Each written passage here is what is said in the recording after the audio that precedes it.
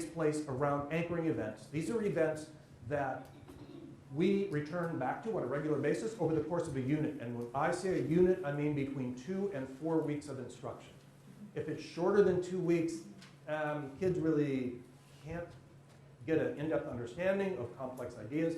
If it's longer than 3 or 4 weeks, you're probably teaching so many big science ideas you need to split it up.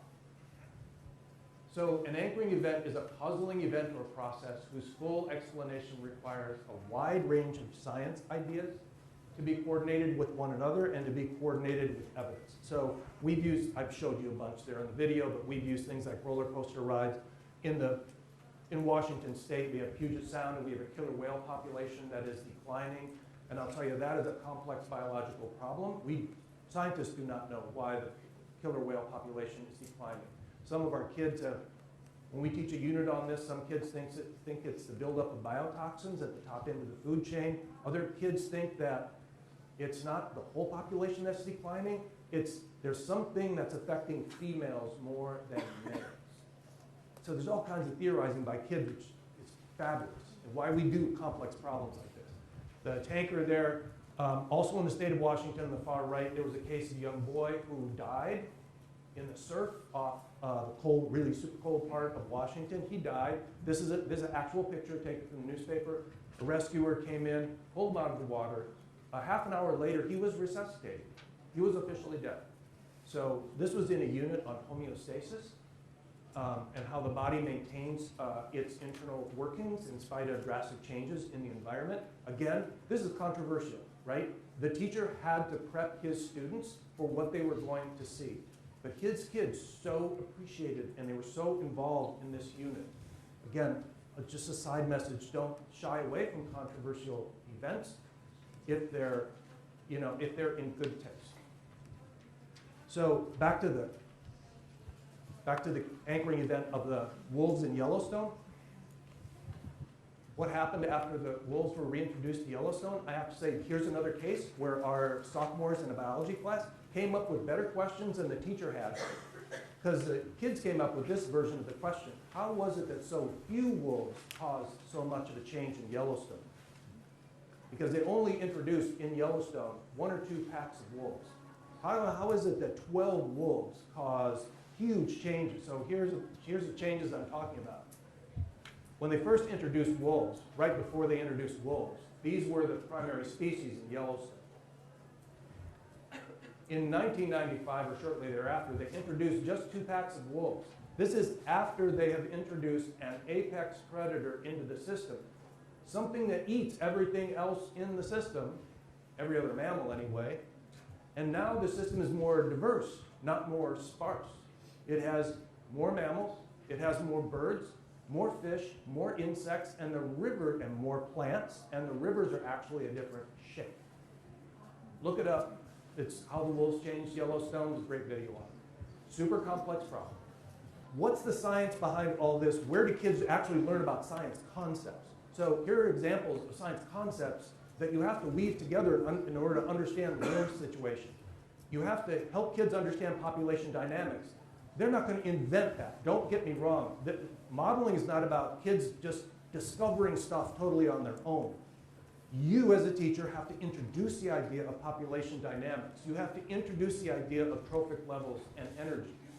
You have to introduce carrying capacity, interdependence of organisms, niches, competition for resources. All of those things have to be introduced by you, but the kids reason about those, and all of those become resources for their thinking about how did so few wolves cause such major changes in Yellowstone.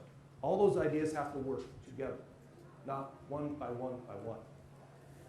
When we think about an anchoring event, we have got like a checklist of 4 things that we think about. So this summer we were thinking about teaching about cell division. And again, we rely on cancer as a good way to teach about cell division because it gets into how genes cause cells to replicate and how that process can go wrong.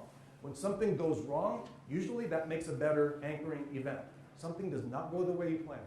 So we thought that we would try this anchoring event. This is just a young girl. It's not super dramatic, but it is a girl who's in her mid-20s as a middle schooler and a high schooler, she spent a lot of time in tanning booths.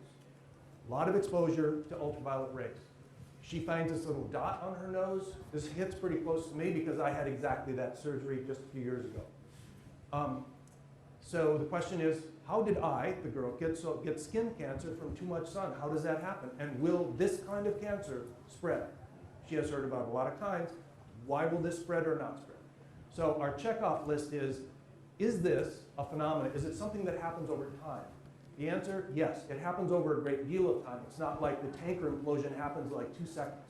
Cancer happens over, I don't know. I think the origins of her cancer probably are a year previous to when you actually see it.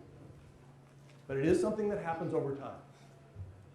Is it a contextualized situation, meaning that it happens, it's not generic, it happens to a particular person at a particular time under unique circumstances? Yes, it is. This is a real person. It's not fictitious. It's not a cartoon drawing of a person. There are a lot of details about how she recognized the cancer, how many days she spent in the tanning salon, and what kind of treatment she's undergoing. All of those things cause the kids to think more and more deeply than they would if this was just an abstraction of a person. The third checkpoint is, does it require a lot of core science ideas to be integrated with one another? We think so. Cell division, meiosis, mitosis, the genetic code, the protein replication, I won't go on, but it does require a lot of science ideas. And can students pull together core ideas in different ways? Can they show different models? Or are they all going to reproduce exactly the same model? If kids are producing exactly the same thing, that tells us maybe they're posterizing or just copying stuff off the web, and this is not a good anchoring event. It's not complex enough. Well, let me show you a representation of the art of a unit. So this is a 3-week unit, and this is on the tanker. So how do we deal with models over the course of a unit? So on the first day of class, this is on the far left here, the blue circle, we show the kids the video. And then we ask them to draw their initial models. And that's, I'll show you the initial model here. So they're drawing the initial model. Then we take a look at the initial models. We try to see, what do our students see?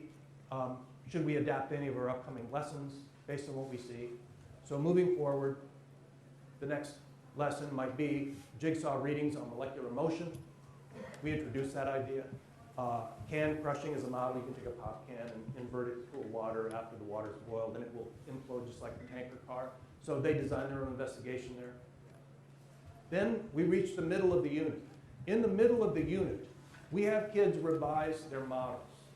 And we have them do it in a particular way, which I'll share in just a moment. But that happens in the middle. So they have initial models, and then they put these sticky notes on them to revise them based on what they found out already.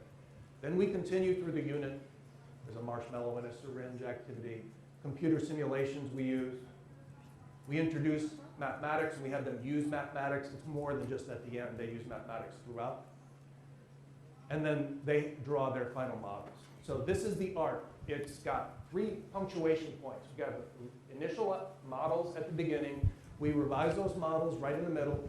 And we have final models at the end. Let me warn you, you should not go back to your models like every single day. Do not mention that anchoring event every day. Your kids will get model fatigue. They'll say, oh my God, you're talking about that tanker again, right? So we only really talk about the tanker toward the middle of the unit when they're revising, and then a little bit more at the end. Don't revisit your anchoring event too many times. So there are plenty of places here where you can engage in scientific practices with students, like asking questions, playing, carrying out investigations, analyzing, interpreting data. All kinds of opportunities throughout there to do those other scientific practices.